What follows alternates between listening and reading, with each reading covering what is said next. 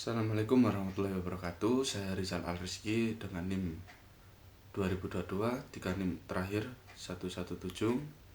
Di sini saya akan menjelaskan tentang pedoman pemidanaan menurut Undang-Undang 1 tahun 2023. Undang-Undang Nomor 1 tahun 2023 tentang KUHP Nasional menetapkan pedoman pemidanaan yang komprehensif untuk mencapai keadilan substansif dalam sistem peradilan pidana Indonesia. Untuk pengertian pedoman pemidanaan, pemidanaan menurut Undang-Undang Nomor 1 tahun 2023 merupakan kerangka normatif yang disusun secara sistematif untuk membimbing hakim dalam menjatuhkan pidana yang adil dan proporsional. Kerangka ini terdapat di buku ke-1 bab 3 yang mengatur pemidanaan, pidana, dan tindakan secara terintegrasi. Pengertian dasar pedoman ini adalah seperangkat prinsip, kriteria, dan pertimbangan wajib yang menghubungkan pelanggaran hukum dengan sanksi yang sesuai. Pedoman ini dirancang untuk mengatasi kelemahan KUHP lama yang minim arahan eksplisit bagi hakim. Secara esensial, pedoman pemidanaan berfungsi sebagai kompas etis dan teknis dalam proses judicial discretion. Setiap hakim diwajibkan menerapkan pedoman ini secara transparan dalam pertimbangan putusan. Pengertian lebih luas mencakup filosofi pidana modern yang menggabungkan retribusi, pencegahan, rehabilitasi, dan restorasi. Pedoman ini bersifat mengikat, bukan sekedar rekomendasi. Untuk menjamin konsistensi nasional dalam konteks hukum pidana, pedoman pemidanaan didefinisikan sebagai algoritma penelitian yang mempertimbangkan berat pelanggaran dan faktor mitigasi.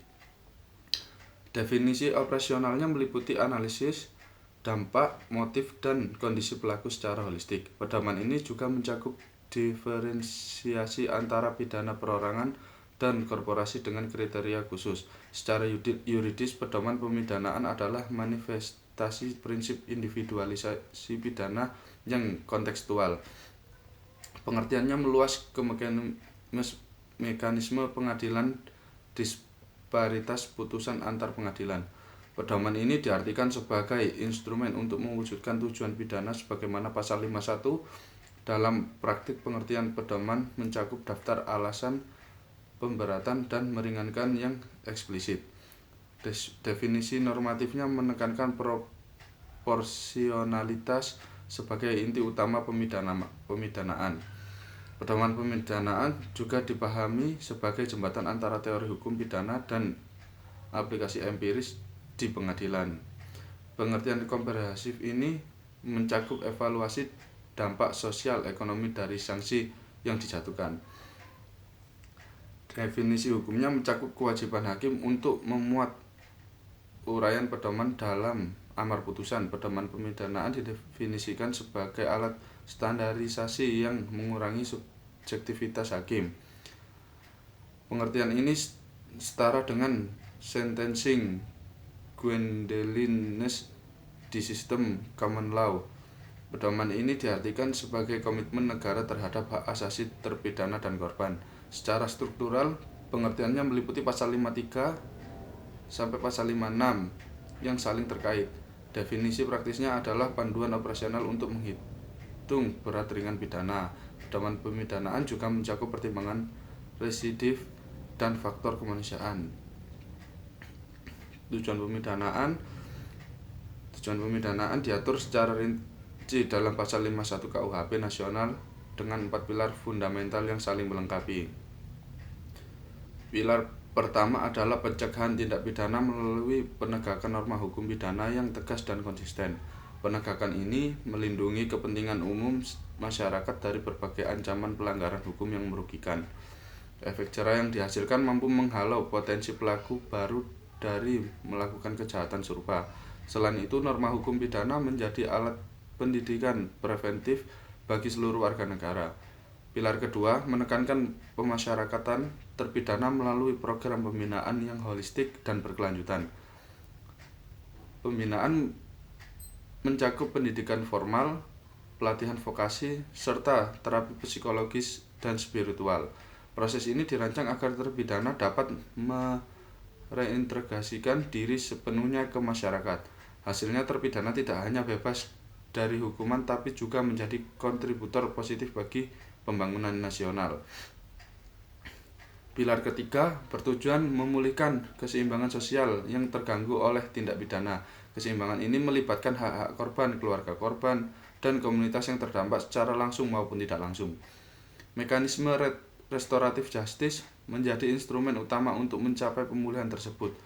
Korban diberdayakan untuk berpartisipasi aktif dalam proses penyelesaian. Pilar keempat memberikan keadilan restoratif yang menyeluruh kepada semua pihak terkait. Pendekatan ini menggeser paradigma dari retribusi murni ke restorasi hubungan sosial yang rusak. Keadilan restoratif memprioritaskan penyembuhan luka kolektif daripada sekadar sanksi pidana. Tujuan-tujuan ini menjadi dasar wajib dalam setiap pertimbangan hakim saat menjatuhkan putusan. Hakim harus secara eksplisit menyebutkan bagaimana pidana yang dijatuhkan masing-masing tujuan tersebut. Implementasi holistik memastikan pidana bersifat multifungsi, yaitu punitif, preventif, dan rehabilitatif sekaligus. Masyarakat luas merasakan perlindungan hukum yang nyata dan berkelanjutan dari sistem peradilan. Terpidana memperoleh kesempatan kedua yang bermakna untuk memperbaiki diri. Korban dan keluarganya mendapatkan kompensasi emosional serta material yang proporsional. Pedoman ini secara signifikan mengurangi elemen subjektif dalam penentuan jenis dan berat pidana. Efek jangka panjangnya adalah peningkatan kepercayaan publik terhadap lembaga kehakiman nasional. Tujuan pemidanaan juga mendukung inisiatif deradikalisasi bagi pelaku ideologi ekstrim. Pendekatan ini selaras dengan nilai-nilai Pancasila dan hak asasi manusia. Seluruh elemen masyarakat diuntungkan melalui sistem pidana yang lebih humanis dan efektif. Integrasi tujuan ini memperkuat fondasi hukum pidana Indonesia yang modern dan inklusif. Pedoman umum pemidanaan diuraikan secara mendalam dalam pasal 53 hingga 56 KUHP nasional untuk menciptakan standar nasional yang seragam. Prinsip keadilan menjadi fondasi utama yang wajib dijunjung tinggi oleh setiap hakim. Keadilan material dicapai melalui proporsionalitas yang ketat antara berat pidana dan tingkat pelanggaran. Pidana harus memberikan manfaat maksimal bagi masyarakat terpidana serta korban tindak pidana. Hakim diwajibkan mengevaluasi dampak perbuatan pidana terhadap individu korban dan masyarakat luas.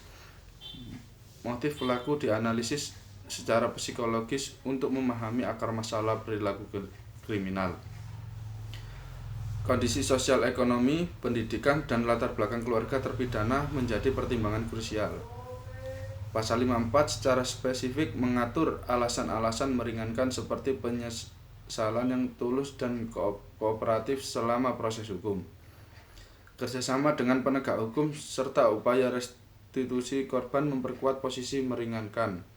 Sebaliknya, alasan pemberat mencakup perencanaan matang, pengulangan tindak pidana, dan dampak korban yang masif. Untuk pidana orang perorangan, pedoman menuntut pendekatan individualis yang personal dan kontekstual. Pidana korporasi diatur khusus dengan sanksi denda progresif, pembubaran atau pengawasan ketat. Residivis atau riwayat kriminal sebelumnya menjadi faktor pemberat otomatis. Usia lanjut, kondisi kesehatan kronis, serta tanggungan keluarga yang bergantung menjadi alasan meringankan utama. Dampak ekonomi jangka panjang dan trauma psikologis korban menambah beban pemberat secara signifikan. Pedoman ini bersifat mengikat dan tidak boleh diabaikan dalam amar putusan. Setiap putusan wajib memuat uraian lengkap atas pertimbangan faktor-faktor tersebut. Penerapan pedoman secara nasional mengurangi disparitas putusan antar pengadilan di berbagai wilayah. Pelatihan berkala bagi hakim dan jaksa menjadi persyaratan dan keberhasilan implementasi. Transparansi proses pertimbangan meningkatkan akuntabilitas lembaga peradilan. Publik dapat memverifikasi konsisten putusan melalui database putusan terbuka. Pedoman umum juga mengakomodasi faktor budaya dan adat setempat dalam konteks keadilan restoratif. Efeknya adalah sistem hukum pidana yang lebih adaptif terhadap dinamika sosial Indonesia. Penggunaan teknologi seperti AI analisis putusan dapat mendukung monitoring kepatuhan pedoman secara keseluruhan. Pedoman ini merevolusi praktik pemidanaan menjadi jauh lebih ilmiah dan berbasis bukti.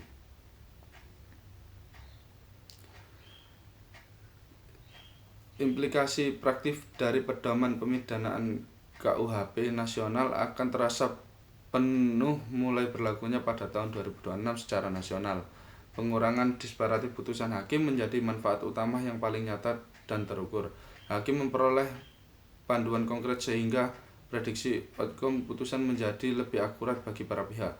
Korban tindak pidana merasakan keadilan substansif yang lebih kuat dan dapat diandalkan. Terpidana menerima sanksi yang proporsional sekaligus membuka pintu rehabilitasi efektif. Masyarakat secara umum menikmati pencegahan kriminalitas melalui efek jerah yang homogen. Integrasi restoratif justice menjadi praktik standar di pengadilan tingkat pertama. Pengadilan di wilayah terpencil menerapkan standar nasional yang sama tanpa pengecualian. Statistik disparitas putusan diproyeksikan turun drastis dalam 2 tahun pertama. Program pembinaan di lembaga pemasyarakatan lebih terstruktur berdasarkan klasifikasi pedoman. Korporasi pelaku pidana menghadapi sanksi disiplin yang lebih tegas dan preventif. Hakim pemula beradaptasi lebih cepat berkat arahan eksplisit dan contoh kasus.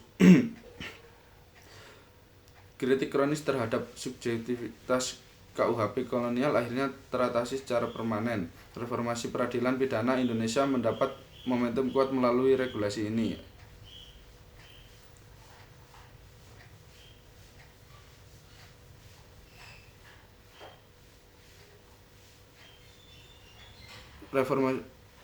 Evaluasi tahunan pedoman memungkinkan penyesuaian dengan perkembangan sosial ekonomi.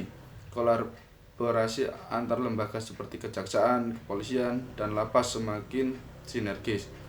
Publikasi putusan berbasis pedoman meningkatkan transparansi dan partisipasi masyarakat. Penurunan angka residivisme menjadi indikator sukses jangka panjang dan diantisipasi.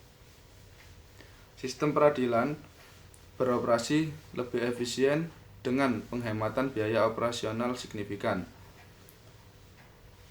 Implikasi ini memperoleh supremasi hukum dan rule of law di seluruh Nusantara. Pelibatan akademisi hukum dalam pengembangan pedoman lanjutan dijamin. Dampak internasionalnya adalah pengakuan Indonesia sebagai negara dengan sistem pidana progresif.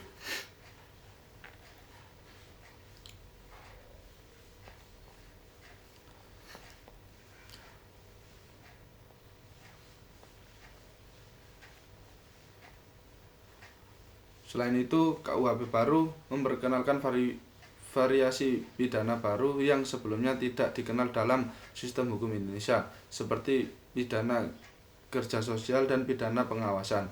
Kehadiran jenis-jenis pidana ini membuka ruang bagi hakim untuk menjatuhkan pidana yang lebih proporsional dan humanis.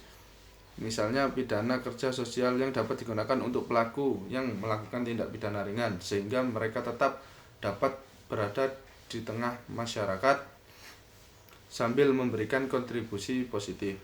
Pidana pengawasan memungkinkan pengadilan memberikan kontrol terhadap perilaku pelaku setelah putusan tanpa menjebloskan ke dalam penjara. Hal ini menciptakan keseimbangan antara pengawasan negara dan kesempatan bagi pelaku untuk tetap menjalankan kehidupan yang normal.